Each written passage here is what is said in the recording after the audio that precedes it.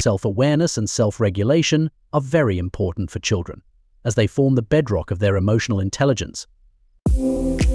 Self-awareness is the conscious knowledge of one's own character and feelings, while self-regulation is basically the ability to control such personality traits in ways that are generally acceptable to others. In building positive self-awareness and self-regulation in children, the onus lies on adults, especially for those within their sphere of influence.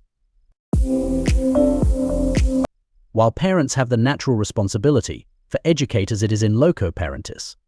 In any case, it must be a deliberate effort. A few of the numerous strategies are mentioned here. Encouraging personal reflection is very useful in building self-awareness. Children could be asked to keep a personal diary of daily activities and events. Such diaries are regularly checked by adults, and constructive comments made, either as commendation or correction. For younger children who are yet able to write well, theirs could be by storytelling. For instance, they could be encouraged to talk about how their day went at school. On this, it is very important that they are actively listened to without interruption. Facial expressions or exclamations could be used to assure them that their story is important. The diary and story are invaluable in detecting how children feel about themselves. Cases of low self-esteem could therefore be detected early enough and nipped in the bud. Adults could also share their own reflection as a model and encouragement to children to always share their feelings. On self-regulation, children learn more from what adults do than say. Action speaks louder than voice. Demonstrating calmness even in the face of extreme provocation is a great virtue in self-control. For children to imbibe this culture, it should be modeled by adults. When children are screamed at for every misdemeanor, it is tacit approval for them to also scream when provoked.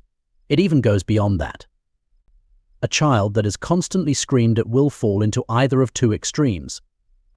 They may develop anger issues and, in a bid to vent it, become bullies at school. On the other hand, they may develop low self-esteem and become victims of bullying by their peers.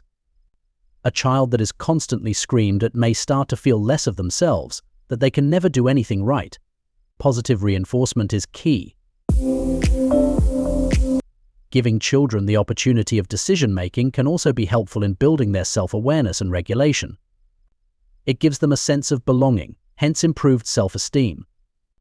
It may be as simple as choosing between ice cream and cake for dessert, or guiding them to choose between different career options. The list is surely endless, but the bottom line is that our children are a reflection of who we are.